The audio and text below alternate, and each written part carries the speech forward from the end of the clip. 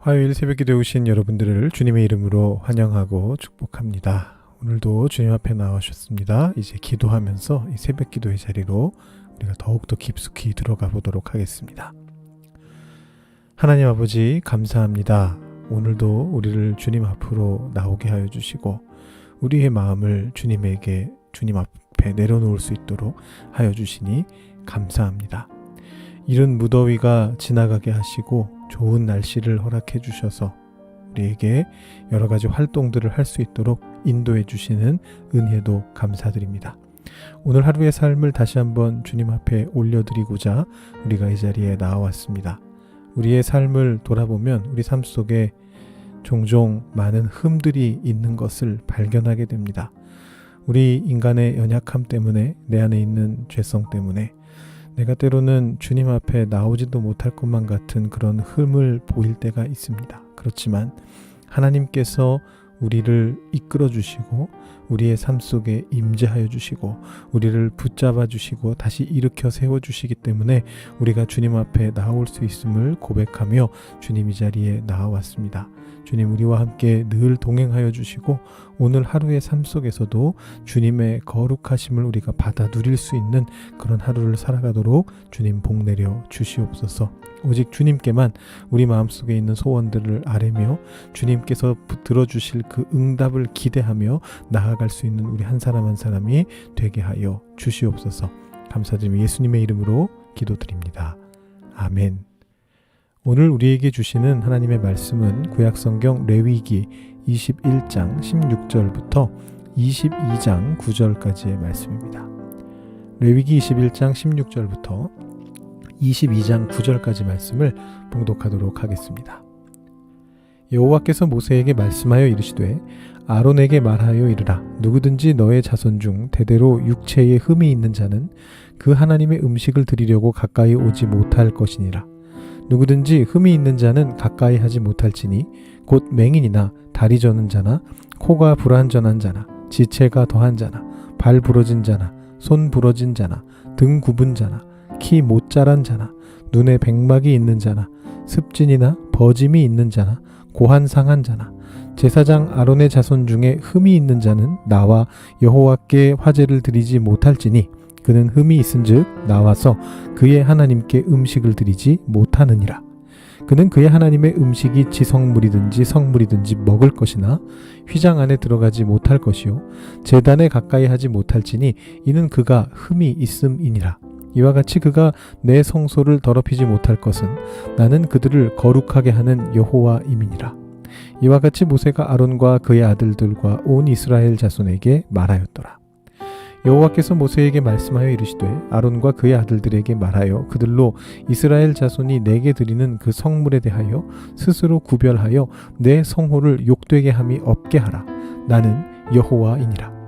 그들에게 이르라. 누구든지 네 자손 중에 대대로 그의 몸이 부정하면서도 이스라엘 자손이 구별하여 여호와께 드리는 성물에 가까이 하는 자는 내 앞에서 끊어지리라. 나는 여호와이니라.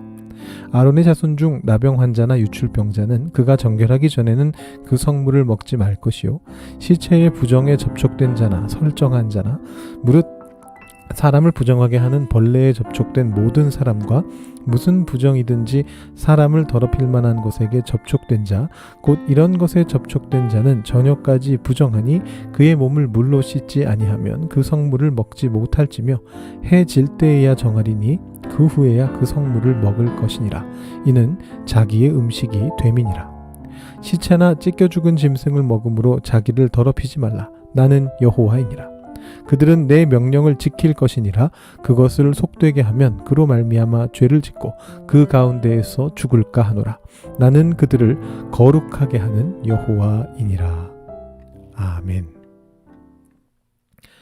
오늘 말씀은 제사장이 제사의 자리로 나아가기 위해서 또 거룩한 제물을 먹기 위해서 어떤 조건이 있는가를 알려주는 이제 그런 말씀입니다. 오늘 말씀은 21장 후반부와 22장 전반부로 이렇게 구성이 되어 있는데요. 이 중에 21장 후반부가 제사를 수행할 수 있는 자격 조건이고 그 후반부에 약간 좀 포함되어 있긴 합니다만 이제 22장 전반부로 넘어가면서 거룩한 제물을 먹기 위한 자격 조건을 다루고 있습니다. 우리는 9절까지 읽었습니다만 이 거룩한 재물을 먹기 위한 자격 조건은 16절에서 끝이 납니다. 아마도 이 큐티인에서 본문을 이제 적절한 분량으로 나누기 위해서 9절에서 끄는 것 같습니다. 우리는 오늘 읽은 말씀에 일단 집중하면서 필요에 따라서 내일 말씀을 참고하면서 그렇게 가도록 하겠습니다. 먼저 제사장이 제사 업무를 수행할 수 있는 자격 조건을 다루는 21장 후반부를 보겠습니다. 제사장에게 신체적인 흠이 있을 경우 제사 업무를 수행할 수 없다, 이렇게 규정이 되고 있습니다. 그 신체적인 흠의 목록은 12가지입니다. 맹인, 다리 저는 자, 코가 불완전한 자. 이 코가 불완전한 자는 좀 더 포괄적으로 얼굴 기형으로 보는 그런 학자들도 많이 있습니다. 지체가 더한 자. 이건 역시 손가락이 하나 많거나 뭐 하나 적거나 이런 어떤 선천적 기형들을 포함하고 있는 것으로 보고요. 발 부러진 자, 손 부러진 자. 여기 이제 팔다리가 포함됩니다. 등 굽은 자, 키 못 자란 자. 요거는 이제 본래 히브리어 원어는 얇다라는 의미입니다. 작다가 아니고. 그래서 마른 사람일 가능성이 있습니다. 눈에 백막이 있는 자, 혹은 흰자에 반점이 있는 경우, 그다음에 이제 습진이 있는 자, 버짐이 있는 자. 이게 이제 나병으로 번역된 악성 피부병과는 다른 종류의 피부병인데 정확히 무엇인지는 모르고요. 비타민이 발견되기 전까지는 굉장히 흔한 병이었던 괴혈병이라고 보기도 합니다. 이 괴혈병의 증상 중에 피부에 버짐처럼 이렇게 이제 피부가 마르는 이제 그런 증상이 있었는데요. 그런 걸로 보기도 하고요. 그다음에 고환이 상한 자, 이렇게 해서 12가지 목록이 나오고 있습니다. 자, 이 목록을 이렇게 쭉 보시면 대체로 선천적 기형이나 장애가 많습니다만 후천적으로 생기는 장애나 잠깐 있다가 지나가는 그런 질병도 있는 것을 보게 됩니다. 이런 목록을 보게 되면 좀 당황스럽죠? 신체적 흠이 있는 게 잘못인가요? 신체적 흠이 있는 사람은 하나님을 모셔서는 안 되나요? 또 오늘날에도 마찬가지일까요? 이 말씀이 현대에서도 문자 그대로의 진리라면 그러한 진리를 온전히 따르기 위해서 오늘날에도 우리는 목회자들의 신체 검사를 해서 조건에 부합하지 않는 사람들은 목회에서 배제시켜야만 할까요? 우리가 레위기 말씀을 계속해서 묵상하면서 이제 그런 식의 문자적 적용이 올바르지 않음을 여러 번 확인했기 때문에 이제는 그렇게 생각하시는 분은 계시지 않을 것 같습니다. 그렇다면 이 말씀을 여전히 하나님의 진리의 말씀으로 받아들이면서 동시에 우리의 이 시대의 삶 속에 적용하기 위해서는 어떻게 이 말씀을 읽어야만 할까요? 우선 오늘 말씀 속에서 대원칙을 찾아본다면 그 대원칙은 흠이 있어서는 안 된다라는 대원칙입니다.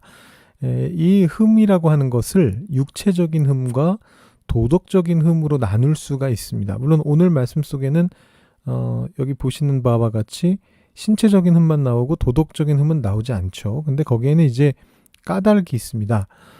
우선 오늘 말씀의 목록은 내일 묵상 말씀에서 보게 되는 22장 22절부터 24절에 나오는 제물로 바치게 될 동물의 흠에 대한 목록하고 연결고리가 있습니다. 제가 이렇게 준비해 봤는데요.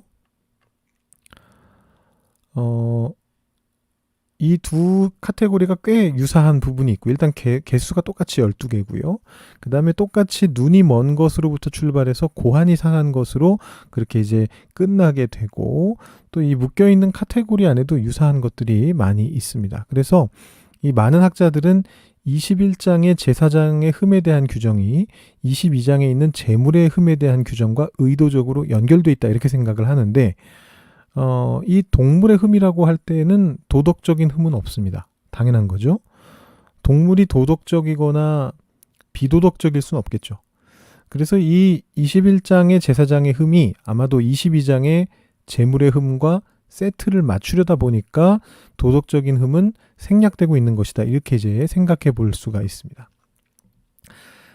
더 나아가서 이 레위기가 보여주고 있는 어떤 상징적인 관점에서 쉽게 말하면 이 레위기 시대 사람들이 가지고 있었던 개념에서는 이 상징성이라는 게 굉장히 중요했는데, 이 육체적인 흠이 없다라는 것은 도덕적 흠이 없다라는 것을 상징적으로 드러내주는 그런 역할을 하고 있습니다.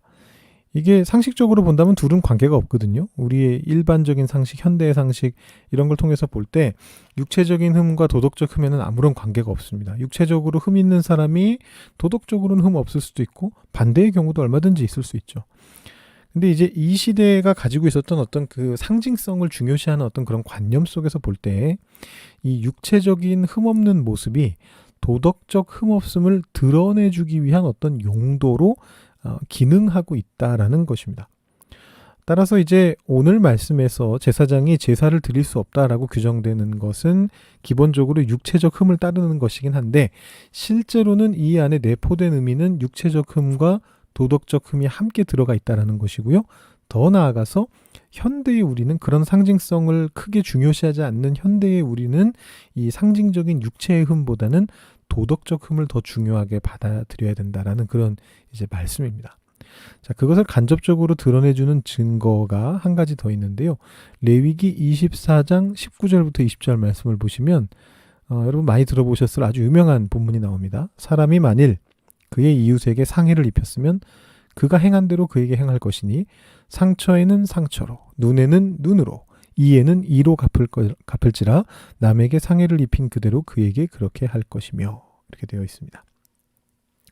눈에는 눈, 이에는 이죠. 그 유명한 함무라비 법전에도 나오고 있는 그 말씀이 우리 레위기에도 나오는데요. 여기서 이 상해라고 번역된 단어가 제사장과 동물의 흠이라고 번역된 단어와 같은 단어입니다. 그러니까 이 19절 20절을 24장 19절 20절을 다시 한번 풀어보면 이웃에게 흠을 낸 사람은 본인도 흠이 나는 형벌을 받아야 된다라는 구절인데요.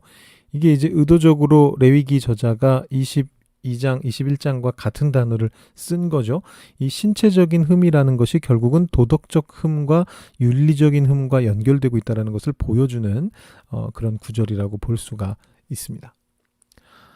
또 다른 한편으로 이제 이어지는 내용을 보시면요. 21장 22절부터 22장 16절까지는 하나님께 바쳐진 거룩한 성물을 과연 먹을 수 있느냐 없느냐 이 문제를 다루고 있습니다. 먼저 신체적인 흠에 대한 이야기에서 이 신체적 흠이 있는 제사장이라 할지라도 하나님의 성물을 먹는 것은 가능하다. 이게 먼저 나오는 얘기고요. 21장 뒷부분에 나오는 얘기고요. 근데 이것을 이제 또 1대1로 적용을 하셔가지고 신체적 흠이 곧 도덕적 흠을 상징하던 시대에 신체적 흠이 있는 제사장이 성물을 먹을 수 있었으니까 도덕적 흠이 있는 현대의 목회자도 하나님의 거룩한 것을 마음대로 해도 된다. 이런 식으로 적용하시면 안 됩니다. 안 되겠죠? 신체적 흠이라는 어떤 상징 체계가 다 포괄할 수 없는 부분에 대한 어떤 예외 규정이다. 이렇게 보시면 되겠습니다. 도덕적 흠은 자기 잘못이지만 신체적 흠은 자기 잘못이 아니잖아요. 그런데 자기 잘못 없이 태어난 이가 단지 상징적인 이유로 생계마저 곤란해지면 안 되기 때문에 생겨나게 된 하나님의 자비를 엿볼 수 있는 예외 규정으로 보시면 되겠습니다. 22장으로 넘어가 보시면 신체적인 흠이 있을 경우 제사장이 성물을 먹을 수 있었는데요. 반대로 제의적으로 부정해진 경우에는 성물을 먹어서는 안 된다. 이렇게 이야기하고 있고요. 그 규정들은 우리 레위기 11장부터 15장까지에 나왔던 부정해지는 경우들을 대략적으로 요약하고 있다. 이렇게 보시면 되겠습니다. 그 외에 이제 성물을 먹는 규정들에 대해서는 내일 말씀으로 나뉘어져 들어갔기 때문에 내일 다시 다루도록 하겠습니다. 오늘 말씀을 대략 살펴봤는데요. 이 말씀을 통해서 우리는 어떤 적용을 우리 삶 속에 해볼 수 있을까요? 신체적인 흠, 그것을 우리가 윤리적인 흠과 연결시켜 봤고요. 또 제의적으로 부정한 경우와 정한 경우에 대한 것들을 따져봤습니다. 이것을 이제 하나로 묶어서 적용을 해본다면 온전한 것을 하나님께 바치기 위해서는 우리의 삶도 온전해져야 한다라는 것을 우리가 생각해 볼 수 있을 것 같습니다. 그저 귀하고 흠없는 것을 하나님께 드린다고 충분한 게 아니라는 거죠. 그것을 드리는 나에게 흠이 있다면 그 제사는 온전할 수 없다라는 것입니다. 그런데 그 나의 흠은 무엇입니까? 신체적인 흠인가요? 내 몸에 상처가 있으면 하나님 앞에 나오면 안 되는 것인가요? 그렇지 않죠. 윤리적인 흠이 되겠지요. 이 같은 맥락에서 이사야 선지자도 아주 동일한 비판을 그 당시 이스라엘 백성들에게 가한 바가 있습니다. 이사야서 1장 말씀인데요. 보시면 11절부터 쭉 계속 이어지는데 좀 길어서 제가 좀 나눠서 두 군데만 인용을 해봤습니다. 11절 보시면 여호와께서 말씀하시되 너희의 무수한 재물이 내게 무엇이 유익하뇨? 나는 수량의 번제와 살진 짐승의 기름에 배불렀고 나는 수송아지나 어린 양이나 수금소의 피를 기뻐하지 아니하노라. 제사를 아무리 잘 드려도 소용없다라는 것입니다. 아무리 좋은 재물을 가져와서 흠없는 재물을 가져와서 제사를 지내도 소용없다. 이제 그 얘기가 쭉 12, 13, 14, 15절까지 나오는데 15절부터 제가 추가로 다시 읽어봅니다. 너희가 손을 펼 때 내가 내 눈을 너희에게서 가리고 너희가 많이 기도할지라도 내가 듣지 아니하리니 이는 너희의 손에 피가 가득함이라. 너희는 스스로 씻으며 스스로 깨끗하게 하여 내 목전에서 너희 악한 행실을 버리며 행악을 그치고 선행을 배우며 정의를 구하며 학대받는 자를 도와주며 고아를 위하여 신원하며 과부를 위하여 변호하라 하셨느니라. 하나님 앞에 온전히 나아가기 위해서는 우리 스스로를 깨끗하게 해야 합니다. 스스로 깨끗하게 하라. 흠없게 해야 됩니다. 그렇게 해야만 하나님의 거룩하심으로 나아가는 그 정함이라고 하는 것을 획득할 수 있습니다. 그 정함은 무엇입니까? 이사야 시대에도 그랬고 오늘 현대에도 마찬가지였는데 그것은 뭐냐 하면 바로 윤리적으로 흠없는 삶을 살아가는 것입니다. 악한 행실을 버리는 것, 선행을 배우는 것, 정의를 구하는 것, 그런 삶을 살아갈 때에 비로소 우리가 흠없는 자로 하나님 앞에 설 수 있게 되는 것입니다. 하나님 앞에 예배하는 예배자로 설 수 있는 것입니다. 하나님 앞에 귀한 것을 바칠 수 있는 존재가 될 수 있는 것입니다. 그것이 우리가 삶 속에서 드리게 되는 우리 삶의 예배인 것이죠. 오늘도 이 새벽에 예배하러 오신 여러분들을 다시금 환영합니다. 또 주일마다 여러분 거룩한 옷을 입고 거룩한 생각을 가지고 거룩한 모습으로 교회에 오시는 모든 분들을 주님의 이름으로 환영하고 축복합니다. 그때에 겉만 거룩한 것이 아니라 속도 거룩하게, 정결하게, 흠없게, 정의롭게 선을 행하시며 예배의 자리로 나오실 수 있는 여러분들이 되시기를 주님의 이름으로 축원합니다. 기도하겠습니다. 여러분 이 시간 기도하실 때 오늘 말씀 생각하시면서 진정한 예배가 무엇인가? 진정한 거룩함이 무엇인가? 진정한 정함이 무엇인가? 이것에 대해서 한번 생각해 보시면서 오늘 하루의 삶 속에서 여러분이 어떻게 삶 속에서 하나님께 영광 돌리고 하나님께 예배를 드리는 삶을 살아갈 수 있을 것인지, 또 주일에 교회로 나오면서 우리가 어떻게 우리를 흠없는 모습으로 주님 앞으로 나오게 할 수 있을 것인지 생각해 보시면서 하나님 앞에 기도하시고 여러분 개인적인 기도 제목 하나님께 올려드리시고 오늘 예배를 마치시기 바랍니다. 기도하시겠습니다.